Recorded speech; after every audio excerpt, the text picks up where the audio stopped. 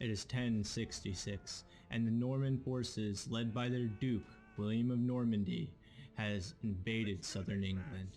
The Anglo-Saxon Army, led by their king Harold Godwinson, fresh from their victory against the famed Viking Harold Hadrada, has no choice but to force march south to face the invaders. Alright guys, what's up? Alright, we're back here with another historical battle today. Alright, so the situation for today is the Battle of Hastings. Alright, so obviously fought between the Anglo-Saxon forces and the Normans under William the Conqueror. Okay, so we are playing with our good friend the Magi Fayoum, so go ahead and give his channel a look. He makes cinematic battles, does some ambience videos and stuff like that, so go ahead and give him some love. And also, don't forget to give our channel some love. Go ahead and hit that subscribe button down in the right hand corner, hit that like button down below the video, and please leave a comment because I do like talking to you all. Now, we are going to be using Thrones of Brittania, which is a saga made by Creative Assembly. One of their saga titles. It covers the time period, obviously, of the Viking invasions and the Viking raiding of England. It's a really good game. You know, I do like playing the battles. I like the units. I like the time period itself. But honestly, the campaign sucks. It's pretty bland, pretty flat. Nothing too special. Alright, I would say it's even worse than Attila. But long story short, it is cool, you know, to play in this time period with these historically accurate units. The units look great. Obviously, like, look at this. These guys look awesome. Look really spectacular. So much detail. Alright, so I'm going to go over the army comps real quick. But first, I'm going to tell you guys how this battle went down. Alright, so what happened is the Anglo-Saxons were so tired from the forced march, they ended up beating the Normans to the field. Okay, they ended up taking this high ground. Okay, so they have the advantage of the hill. Okay, so the Normans are gonna have to run up this hill and assault a Saxon shield wall. Okay, which is it's a daunting task. Like, imagine being all the way down here, right? Oh, I can't even look that way, huh? And looking all the way up this hill at a solid shield wall of armored Saxons at the top. Okay, and you're carrying all this. You know what I mean? Alright, so long story short, what happened is Prince William ended up sending his archers forward to try to fire into the Saxon shield wall, cause as many casualties as possible. He did end up taking Harold Godwinson out, though, with an arrow in the eye. So that's a really big morale kicker right there for the army. But long story short, after the arrows didn't really work, I mean, it worked to a certain extent. It killed their king, right? But it didn't kill enough of the Saxon army. Okay, so he sent his infantry up in waves, and they just crashed up against the Saxon shield wall, and they just did not do very good. Okay, they did not do very good at all, so they sent their infantry up the hill, went and tried to capture them, went to go and try to overwhelm them. It didn't work. So what the Normans did is a feigned retreat. Okay, they feigned a retreat, and then they did a counteroffensive and took the Anglo-Saxons by surprise, took them off the hill, you know, completely negating their hill advantage and taking them by surprise. Also, you know, negating their shield wall, which is very, very effective formation in holding defensive positions. Okay, so they did not do very well at all. They're kind of arranged like this in a bow. Okay, so I'm going to go over army comps real quick. Alright, and take a look at the units, you know what I mean? So over here on our right wing, our front line is made of select feared spearmen. These guys are decent units, okay? They're pretty not great, but they're decent, okay? Most of them just have tunics, right? They have like some leather helmets and caps. You know, some have some bowl helmets or some basic nasal helmets with a round shield and a sword. These are just militia, right? They're just from the boroughs that the lords took and raised the feuds. Okay, behind them for the second line we have some thanes, right? Some professional swordsmen. They're just tier 1 retained sword infantry. They're decent, but they're not that great. Most of them are decked out in padded linen, you know, tunics or chainmail, or, you know, the scale. I wouldn't even call it scale. I'd say iron plate sewed onto a tunic. I think that's what it is, yeah. Yeah, that's what it looks like. And they have obviously swords and a round shield. They got some pretty decent helmets, right? They have most of them sporting nasal helms. Okay, behind we got some select feared archers, which are just, you know, basic bow infantry. Here in the center we have some Thane spearmen. So these guys are way better than the select feared spearmen, okay? Due to the fact that they also have chainmail, plate sewn tunics, you know, the padded linen tunics with some nasal helms. Pretty decent spear infantry. Behind them we have some Earl's Thanes. Okay, so these guys would be the special retinue to whatever Earl was ruling their borough. Now these guys are a little bit better. Most of them have chainmail, and then again some padded linen tunics. Also, you know, I'm just gonna call this scale, okay, because that's otherwise it's just a mouthful. Now obviously there's sword armed infantry. Behind here we got some royal companions. This is Harold Godwinson himself right here. There we go. And these guys look awesome, okay? Usually chainmail or the scale or really padded leather armor and really ornate helmets. These guys are very rich lords, very rich warriors that are in direct service to the king or lord. Then behind him we have some royal thanes. Okay, so these would be the professional soldiers that were always around Harold Godwinson or whatever Saxon king was occupying the throne at that time. Very ornate helmets, very rich, wealthy warriors. Over here on our left flank, we got some Thane spearmen. These guys are pretty decent. Again, you know, most of them are wearing, you know, chainmail or the scale or the padded linen cuirasses with nasal helms. Okay, same, these Earl Spearmen, these are the best spearmen that you can get in the game. Retinue Spear Infantry Tier 2. These guys are pretty good, just have a little bit better armor than the Thane Spearmen. Pretty much similarly armed and armored. Then back here we got some feared axemen, some just basic peasants that, you know, got the axes that chopped wood and went into battle. And then over here we got the English Huscarls, the elite shock infantry, premier shock infantry of the English. Okay, these guys obviously took some skills that they learned from the Vikings. Okay, so they have nasal helms. They are covered in mail from head all the way down to their knees or shins, I would say. Actually, they got kite shields on their back, and they got their great big long axes with some really crazy axes, huge armor piercing damage that you're gonna get from them. All right guys, I'll see you guys when the action begins. All right guys, so I'm just gonna cover the missile barrage that we have coming in right now. We are getting absolutely hammered and peppered with these archers, these Norman archers down here below. We went ahead and formed Shield Castle, so as you can see, not many arrows are gonna get through. These are actual crossbow bolts that are flying into our shields, and they're not doing anything. They're not punching holes in our shields or nothing. Look at that shield. Oh, that's a beautiful shield right there. Look at that. That looks awesome. That looks really, really good. Really good. Alright guys, I'll see you guys when the infantry charges up the hill. Here come the first wave of the Normans, boys. Got some mailed Norman spearmen coming against us here. These select feared spearmen are going to be hard pressed. They are outmatched when it comes to armor. Uh-oh.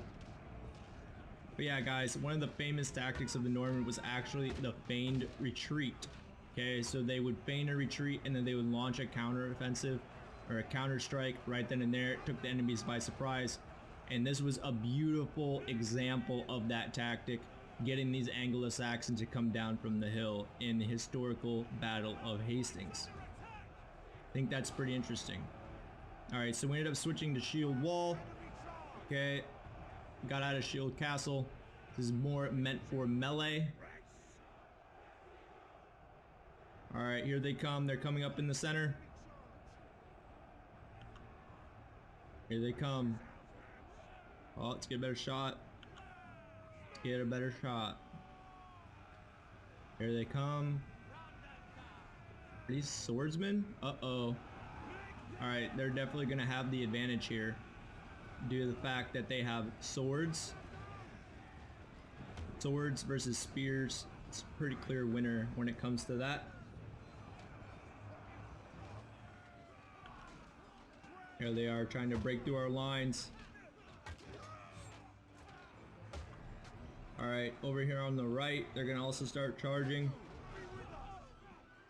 Oh, our left, excuse me, their right flank. Oh, here they come. Got some some Norman sword infantry coming in, pretty standard.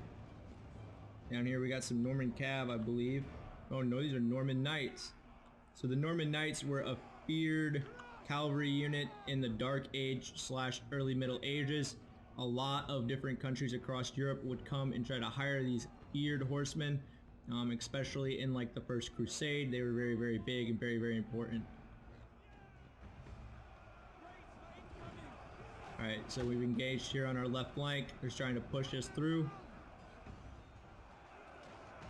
Things are going good for us.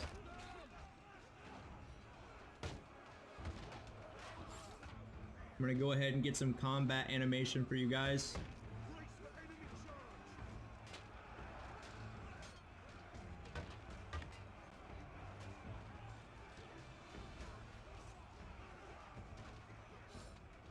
Our second line of swords are still not engaged. We still have them in reserve.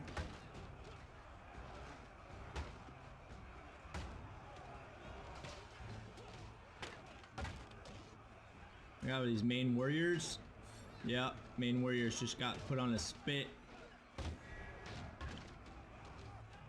Took a spear right into the chest.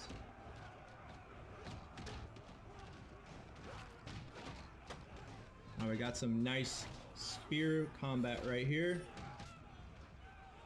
Oh, no mercy. Oh, oh no. Yep, these are select feared spearmen. They are being hard pressed. So here in the center, the Normans are doing their feigned retreat. They're retreating back down the center in hopes that we come down off the hill, and it completely works. Harold Godwinson does not see William's trick for what it is. Ah, these eunuchs look absolutely beautiful, guys. Maybe the next battle we're going to do is the Battle of Edington. Great victory for Alfred of Wessex. Edington. Oh, got him. Brutal. I feel like they need to add more gore into their next historical title. You know, like if someone gets disemboweled, you know, I feel like, you know, there should be guts falling out. I mean, that just seems natural, right? You know, because of anatomy. But hopefully they fix that and maybe add some more combat animations.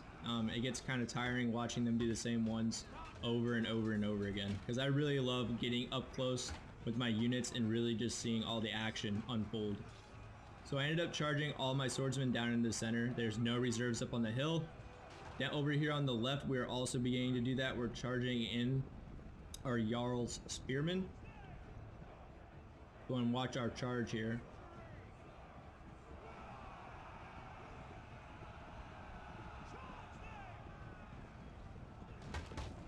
And so the end begins. Alright, so we're also charging in our English Huscarls. These guys should do quite a bit of damage, should hold this left flank for us. So over here, we also are charging on our right flank. Select feared spearmen making up the front wave, followed up by our Thanes.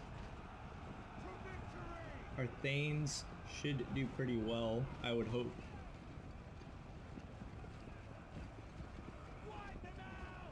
But now, as you can see, the Magi is starting to use his cav units to come around us and start flanking our Anglo-Saxon forces.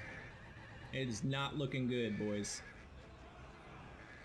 Harold Godwinson actually died in this battle. Ended up taking an arrow in the eye at the beginning of the battle when he was up on the hill during the initial firing barrage.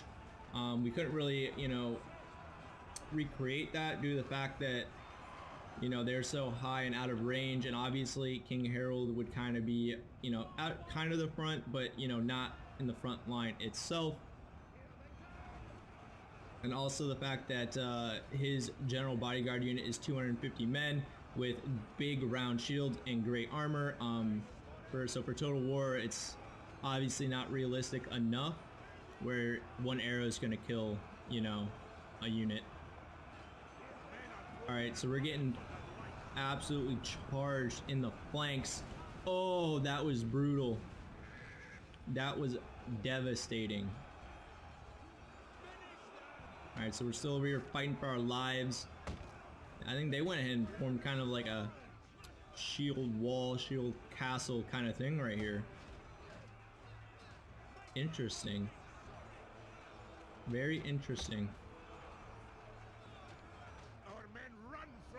Uh-oh, who's running?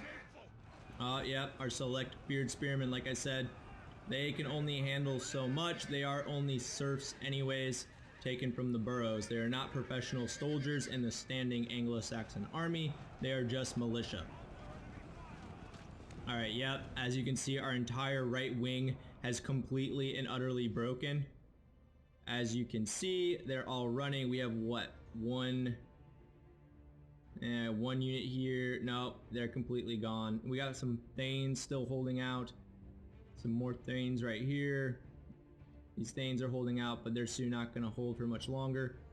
Over here in the center, we still have a decent amount of troops. Over here on our left flank, their right flank, we are still doing very well.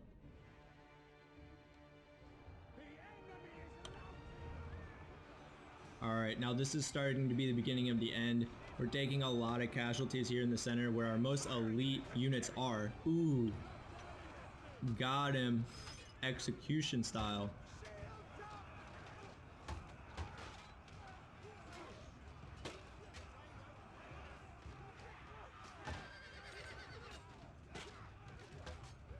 Ooh, another one.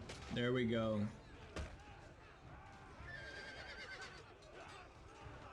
Got a sword fight right here. Ooh. The pommel of it, that Norman sword just went straight into his face. Alright, so we're pulling our... Oh, no! Right in the throat. Alright, so our men are starting to pull back. We're pretty demoralized. Over here on our right flank, we can kind of see that it's completely collapsed. Our men are frightened. Their king has been dead since the beginning of the battle. And really, they don't see the point of fighting on anymore. Alright, over here on the right flank, we are holding out. Mostly due to our English Huscarls. Ooh.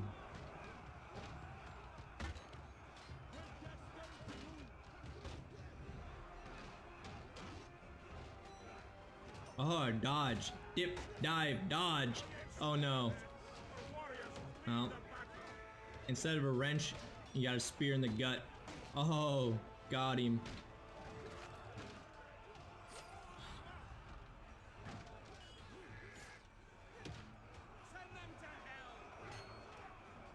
Alright, over here in the center, we have completely and utterly broken.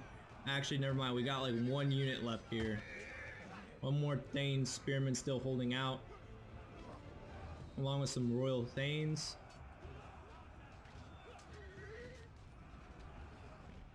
We're making one. Oh no! We were trying to do a brave countercharge, trying to do a, you know, also you can't copy the Normans' tactics and doing a feint retreat, but it didn't work. We ended up getting caught by these Norman knights here. Not good.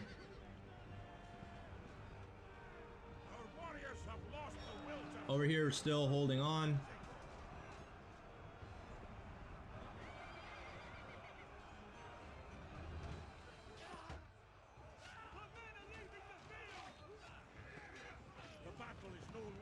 Alright, so over here in the center, we're just getting completely and utterly surrounded and enveloped by these Normans. As you can see, we only have about 1,400 men left. We dropped really, really fast once we left that high ground. Okay, so if the Anglo-Saxons, strictly speaking, did not fall for that feint retreat, they definitely could have won. They could have won this battle. And William the Conqueror would not be known as William the Conqueror. He'd be known as William the Bastard. Okay? Or just Duke of Normandy. He'd be nothing. Okay? Nothing. History would have forgotten his name. Now, I also find it pretty crazy that the Normans were descendants of Vikings from Ragnar Lothbrok's brother Rollo. So it's pretty fitting, you know, that the Vikings, you know, descendants of the Vikings, of the Viking people, you know, the Norse people ended up, you know, ruling England, you know. I think that's very, very cool.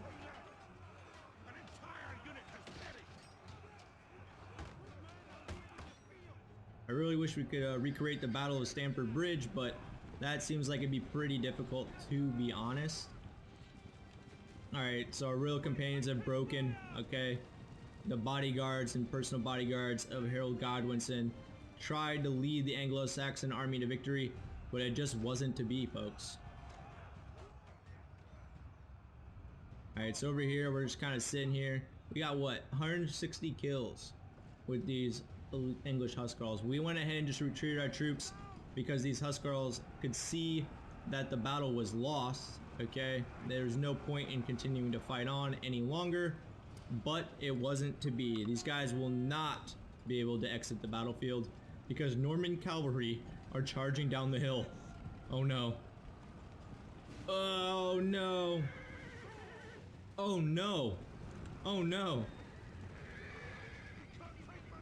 We got surrounded. We got taken in both flanks, utterly and completely surrounded by these Norman cavalry here. Oh. Alright guys, that's pretty much the end of the battle. I hope you guys enjoyed. Go ahead and hit that subscribe button in the down right hand corner in this video. Go ahead and hit the like button down below and go ahead and comment and go give the Majaya Fayum some love. He does great cinematics. I'll see you guys later. Perry the Trojan out.